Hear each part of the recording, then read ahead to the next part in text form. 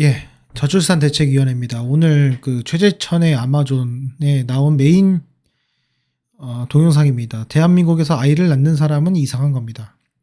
대한민국에서 아이를 낳는 사람은 바보다. 이런 주제로 이야기를 나눕니다. 16분짜리 영상인데 조회수가 200만 정도가 됩니다. 이분은 뭐 저랑 뭐 비교할 수 없을 정도로 똑똑하시고 되게 사회적 지위가 높으신 분입니다. 하지만은 이런 그 기성세대, 저와 다른 세대에 계신 분이 이런 생각을 갖고 있다.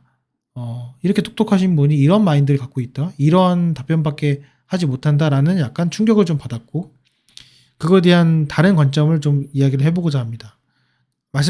말씀드리다시피 지금 현재 이 영상은 어떤 뭐 젠더 갈등이나 아니면은 그 정책, 그 어떤 정부, 특정 정부를 탓하는 것이 아님을 다시 한번 말씀을 드립니다. 여기 내용을 좀 잠깐 보시면은 아이를 안 낳는 이유에 대해서 설명을 합니다. 아이를 안 낳는 이유가 뭡니까? 라고 물어봤을 때 뭐라고 하냐면은 대한민국에서 아이를 낳는 사람은 바보다. IQ 두 자리거나 머리가 얼마나 나쁘면은 아이를 낳느냐. 먹을 것도 없고 숨을 것도 없으면은 대부분 아이를 안 낳게 된다. 이런 내용이 있습니다. 그런데 그거는 좀 아니라고 좀 보고요. 먹을 것이 없고 숨을 것이 없는 것이 아니라 먹을 것이 없고 숨을 것이 없을 때 더 아이를 많이 낳습니다. 그러니까 이거는 그 단정적으로 이거를 뭐 생물학적으로 말씀을 하신 건지 모르겠지만은 이건 좀 적절한 예시가 아니지 않나 생각이 들고, 또 하나는 물론 지금 현재 뭐 집, 뭐 취업, 뭐 이런 것들이 충분히 갖춰져야지만 아이를 낳는 그런 습성이다. 이걸 얘기하고 싶어서 그러신 건 그렇겠지만은 일단 저는 여기에 대해서는 뭐 단정적으로 이거를 일반화할 수는 없다 생각이 들고요. 두 번째로는 내가 아이를 낳아 과연 잘 키워낼 수 있을까라는 질문에 고민 끝에도 아이를 낳는 분은 계산이 안 되는 사람이다 나옵니다. 근데 대부분 아이를 낳는 사람 분들은 이런 여유가 되냐 안 되냐도 물론 중요하지만 근본적으로 어, 애를 낳아서 키웠을 때 다른 삶보다 내가 더 행복한다는 것, 그런 심리적인, 정량적이지 않더라도 그런 심리적이고 과거에 내 부모를 봤을 때 그런 이력들을 보고 확신을 가지고서는 이제 아이를 낳는다고 보거든요. 그렇기 때문에 이게 안 된다고 해가지고 아이를 안 낳는다. 그리고 정말로 먹을 거 없고 숨을 거 없어서 아이를 낳는다. 이런 개념은 전 아니라고 봐요. 좀 뒤에서 설명 좀 드려보도록 하겠습니다. 저는 지금 이거를 안 낳는 이유에 대해서 정말로 교수님의 입장에서 근본적인 문제에 대해서 좀 이야기를 해주셨으면 좋겠는데, 이거는 뭐 어떻게 보면은 많은 분들이 욕을 하는 그냥 일반 그 과거 행정의 그 탁상공론의 그런 내용과 불과하지 않나, 저는 이렇게 생각이 듭니다. 진짜 근본적인 문제는 어, 저는 그렇게 생각을 해요. 저는 그 너무 늦게 결혼을 하고, 그리고 첫째 아이가 늦기 때문에 잘해야 1인 거예요. 출산율이 한 명밖에 안 낳는다. 잘해야 1이면 잘해야 한 명밖에 안 나요. 한 명 낳고 두 명 나가게 되면 이미 노산이 지난 상태예요. 지금 현재 그렇습니다. 그렇기 때문에 그게 진짜 근본적인 문제다. 늦게 결혼하고 늦게 애를 낳는 것이 근본적인 문제다. 애를 두 명이 낳을 수 있는 환경이, 애를 한 명은 낳을 수 있는 환경이 되는데 애를 두 명이 낳을 수 있는 환경이 안 된다는 거죠. 저는 그래서 애를 안 낳는 사람에게 낳게 하는 거는 그렇지만은 애를 한 명 낳는 사람에게 두 명 낳을 수 있는 환경은 전 먼저 줄 수 있다고 생각이 들거든요. 어쨌건 나중에 그건 설명을 해보도록 하겠고요. 그 다음에 한국 정도면 좋은 환경이 아닌가? 맞다 합니다. 근데 막연하고 계산적이지 않았다. 옛날에는. 요즘은 너무 계산이 많다.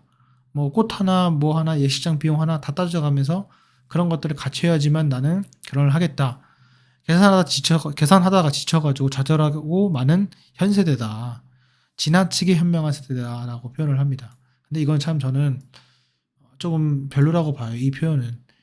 현명하다는 건 상당히 누가 보더라도 좋은 말입니다. 어떻게 보면 똑똑하다는 말보다 현명하다는 말이 더 좋게 느껴질 수가 있어요. 근데 그거를 지나치다라는 표현을 앞에 내세우면서 부정적으로 세대를 표현을 합니다. 물론 아니실 수 있겠지만은 그렇게 느꼈습니다. 근데 저는 이제 어떻게 생각을 하냐면은 지나치게 현명한 세대다. 근데 저는 지나치다는 표현을 좀 아니라고 봐요. 왜냐면은 인간이요. 항상 자기 중심적으로 행동을 하죠. 이타적으로 행동하는 것은 그는 부차적인 문제고 일반적으로는 자기 중심적이고 자기가 이익을 보는 대로 행동을 하려고 합니다. 예를 들면 봉사활동을 가면은 자연스럽게 봉사활동을 하기도 하지만 대부분의 사람들은 봉사활동 점수를 따기 위해서 하는 경우가 많습니다. 마찬가지로 뭐 기부를 하더라도 정말로 기부를 하고 싶어서 하는 사람도 있겠지만은 많은 사람들이 세액공제를 받고 연봉 밴드를 낮추기 위해서 기부를 하는 경우가 많습니다. 그러니까 대부분이 그렇다는 거죠. 그러니까 많은 분들이 물론 오해할 수 있겠지만은 뭐 제가 생각하는 관점은 그렇습니다. 근데 내 부모를 보니까 이 부모를 보니까 애를 낳고 알아서 잘 키우겠지. 뭐 그냥 생각 안 하고 계산적이지 않고 살다 보니까는 그렇게 산 우리 부모를 본 거예요. 지금 보니까 이게 행복하지 않아 보이는 거예요. 나는 지금 번듯한 직장에 잘 지금 다니고 있고 연애도 하고 있는데 나도 그냥 단칸방에서 숟가락 들고 결혼했다 그런 말 듣고 결혼하고 싶은데 그리고 지난 30년을 지난 우리 부모님을 보니까 이거는 아닌 거예요. 본인에 대한 행복감이 떨어진다. 본인을 사랑하는 법을 모른다. 해외여행도 많이 못 가봤다. 자기 자신을 즐길 줄 모른다. 자식밖에 모른다. 이렇게 지금 자식이 눈에 보이니까 야 이거 이대로 가다가는 나도 이 꼴 나겠다. 나는 그러지 말아야지. 나는 이러지 말아야지 하고 생각을 하는 거죠. 그게 현명한 거죠. 이게 잘못된 겁니까? 근데 잘 보시면은 주변에 그 많이 낳으신 분들 보면은 그 가족이 화목합니다. 가족이 화목하고 그 어머니, 아버님 되신 분들도 조금 유하시고 여유가 있고 이런 분들이 많이 계세요. 그러니까 결국에는 거울이다. 그 거울을 보니까 현명하지 않으면은 불행하게 되는구나. 이렇게 생각을 할 수밖에 없다는 거죠. 저는 이게 말씀을 드리고 싶고요. 그리고 이제 질문에 출산은 여성에게 도움이 될까? 이 질문도 전 말이 안 된다고 보거든요. 출산 이전에 임신 계획이 있죠. 그리고 부부가 아이를 낳을지 말지에 대한 고민을 합니다. 그 고민을 할 때 이 출산을 하면 여성에게 불리하니까는 나는 안 낳을래. 이렇게 하는 분이 얼마나 있다고 저는 생각을 하십니까? 저는 그렇지 않다고 보거든요. 예. 애초에 출산 자체는 행복한 일이고 무엇보다도 좋은 일입니다. 그게 여성에게 도움이 될까가 아니라 기본적으로 출산을 왜 하는지 그거에 대한 질문을 자문자답을 해봐야 되지 않을까 이렇게 생각이 들고요. 출산은 엄청난 희생이다. 맞죠? 상당히 힘들고 10달 동안 배에 있어서 상당히 나중에도 회복도 안 되고 상당히 힘든 건 맞습니다. 근데 많은 분들이 희생을 강요하지만 여러분도 생각해 보세요. 본인이 여태까지 살면서 희생을 한 적이 있다고 생각하십니까? 대부분 희생은 없어요. 대부분 희생은 없습니다. 물론 이제 아이가 난 뒤에 아이에 대한 희생은 하죠. 희생을 하는데 출산이 엄청난 희생이다라는 그 표현 자체도 좀 이거는 약간 적절하지 못하다고 봐요. 이 두 문구는. 그래서 요즘 넣었고요. 저출산 해결 방법은 좀 많이 기대를 했어요. 근데 여기 해결 방법이 남성이 바뀌어야 된다고 나와 있습니다. 아까 말씀드렸지만은 출산을 안 하는 것에 대한 해결 방법은 남성이 바뀌어야 되는 게 아니라 저는 그렇게 생각해요. 부부가 누릴 수 있는 다양한 행복들이 있습니다. 그 다양한 행복 중에 가장 최우선 되는 게 출산이에요. 그래야지만 출산을 합니다. 당연한 거 아닙니까? 근데 출산이 최우선이 아닌 거예요. 왜? 당장 눈에 보이지 않기 때문에 그 행복이. 두 번째, 그 행복이 얼마 정도인지 정량적으로 보이지 않기 때문에. 그러니까 막연한 겁니다. 막연한 행복이에요. 말 그대로. 근데 이 막연한 행복을 남자가 할 것이 아니라 정부적 차원에서 이거를 이 부부에게 이게 이만큼의 행복이 있고 이만큼 현실적인 행복이다라는 것을 보여줘야 됩니다. 어떻게? 이거를 다 할 수 있게, 이 부부가 누릴 수 있는 것들을 다 할 수 있게 출산을 하면 그렇게 돼야 된다고 저는 보거든요. 그래서 여러분 있잖아요. 맨날 맛있는 거 먹으면은 맛있는 게 행복으로 다가오지 않잖아요. 마찬가지로 실질적으로 부유한 분들은 이런 것들 다 누리다 보니까 더 이상 행복을 못 찾는 거예요. 아, 그다음엔 우리 아이를 가져보자라고 해서 출산을 하는 경우도 많이 있습니다. 그러니까 이 근본적인 내용들이 좀 있어야 되지 않을까 생각이 듭니다. 그리고 이제 마지막으로 이제 세종시 예시가 있는데요.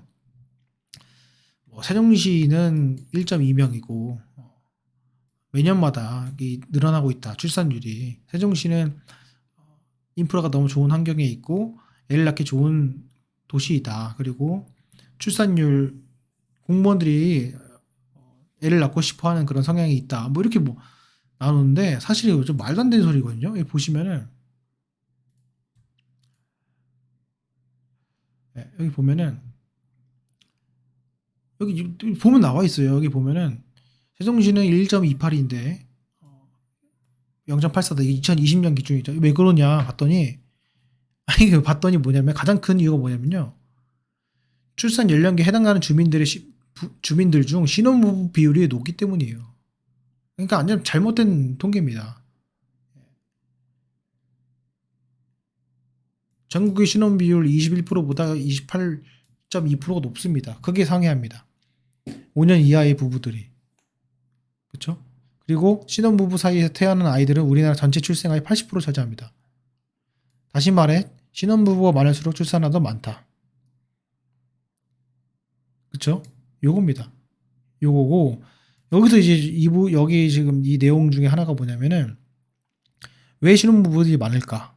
뭐 지리적 환경 때문에 상대적으로 그 주변에 있는 지역들 대비 전셋값이 싸고 새 아파트가 많고 그리고 출퇴근할 수 있는 거리적 지리적 위치가 있었기 때문에 그렇다 이게 돼 있는 겁니다. 그래서 이런 내용이 있고요. 그래서 뭐 세종시가 보여주는 신혼부부 출산율 관계는 정책적으로 매우 중요한 두 가지 의미가 있다. 하나는 주거와 일자리 등에 대한 구조적 요인 이게 있고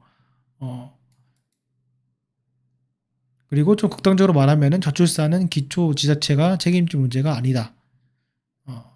그리고 출산 장려금으로 출산을 늘리겠다 허상이 아닌 지역 주민의 출산과 양육 여건을 개선하고 지역 청년의 목소리에 기울이는 건 적절한 선택이다라고 합니다. 여기 보면은 저는 이게 마음에 들거든요. 지역 청년의 목소리에 귀를 기울여야 한다. 이런 내용이 중요합니다.